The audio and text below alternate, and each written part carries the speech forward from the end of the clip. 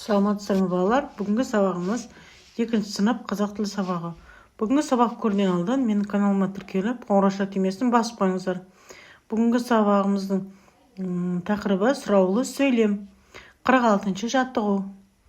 Сөйлем түрлерін анықтауды үйренеміз. Сұраулы сөйлем туралы мәліметтерді біле аламыз.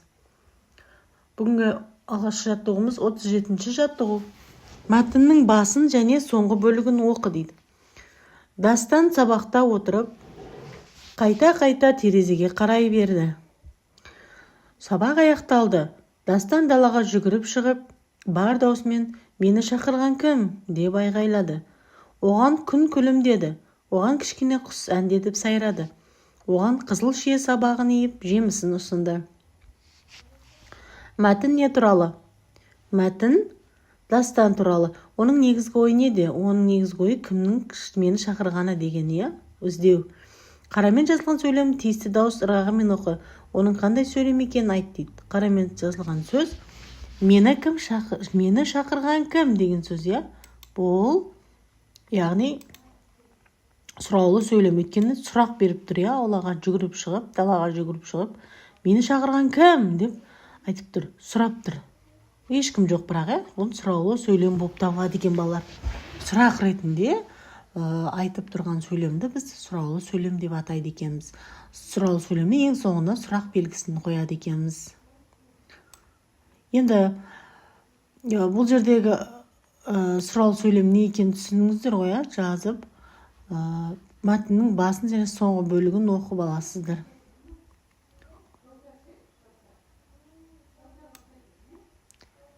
Отыз 38-ші жаттығу. Мәтінді түсініп оқы. Мәтінді түсініп оқимыз. Ақ телпек кемпір қосақтың суретін салғысы келді. Ол дереу ақ қағазбен бояу қарындаштарын алып сурет салуға кірісті.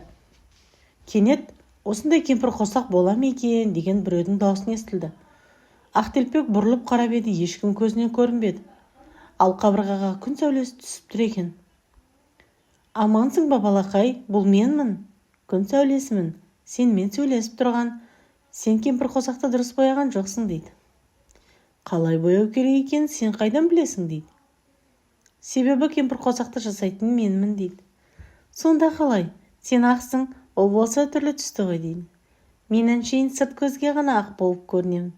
Ал шын мәнінде менің бойымда бірнеше түс бар депті.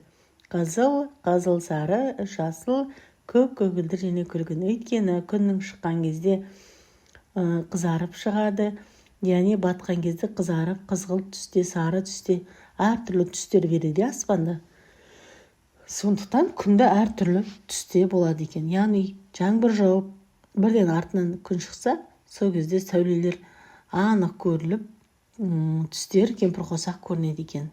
Бұл жерде сұраулы сөйлемдерді тауып жаз дейді мәтінде. Мәтіндегі сөйлемдердің тыныс белгісіне назар аударамыз және хабарлы сөйлем мен сұраулы сөйлемнің оқылу ырғағын салыстырамыз.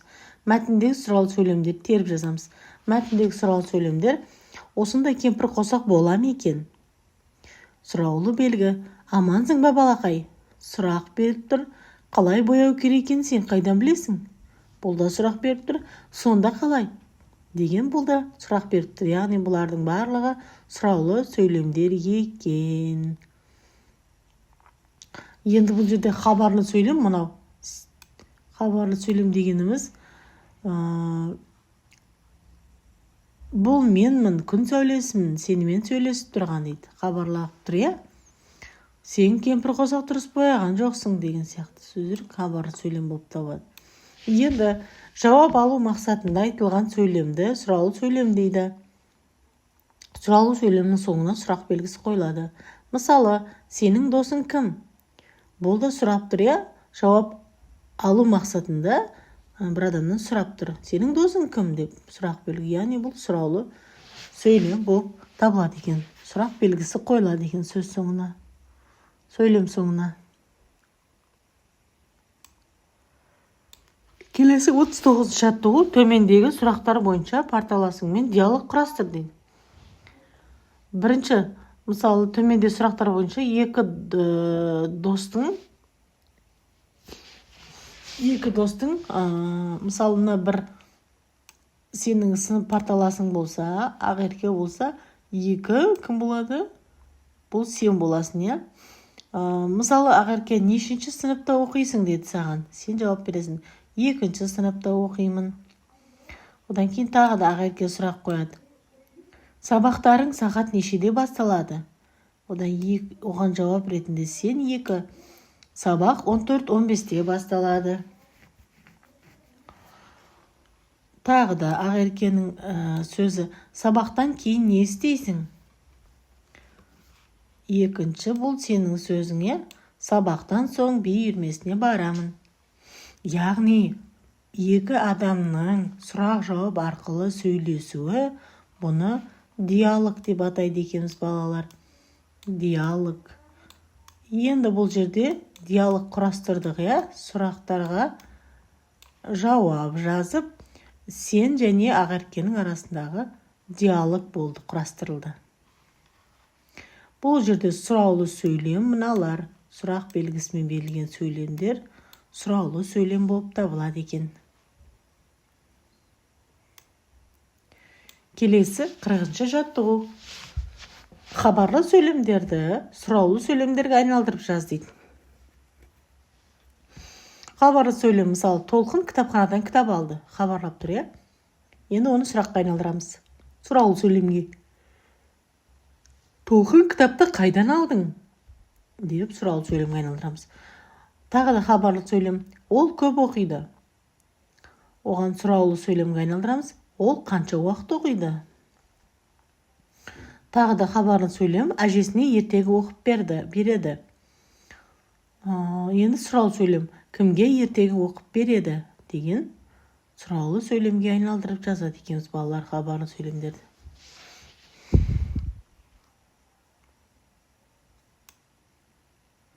Келесі 41-ші жаттығу. Суреттер бойынша бір-біріңе сұрақ қойыңдар дейді. Бізге сурет берілген. 1 сурет, 2 сурет, 3 сурет, иә? Енді оған сұрақтар қоямыз. Ақерке, бүгін үй тапсырманы орындадың ба? Деп сұрақ қойсақ болады, иә? Мына 2 парталас досыңмен, иә? Екінші сұрақ: Динара, сен бүгін би үйірмесіне барасың ба? Деп мына қыз пен балаларға сөйлеуге де, иә? Айдос, сен футбол жақсы көресің бе? Дейді. Мына қыз мына балаға айтып тұр, иә? Сұраулы сөйлем. Тағы да сұраулы сөйлем құрастырсақ болады, иә? Қазір мұнда тағы бір сөйлем құрастырып жіберейік. Түсінікті болу үшін. Ахмет және Айбол,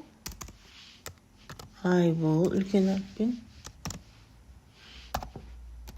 Айбол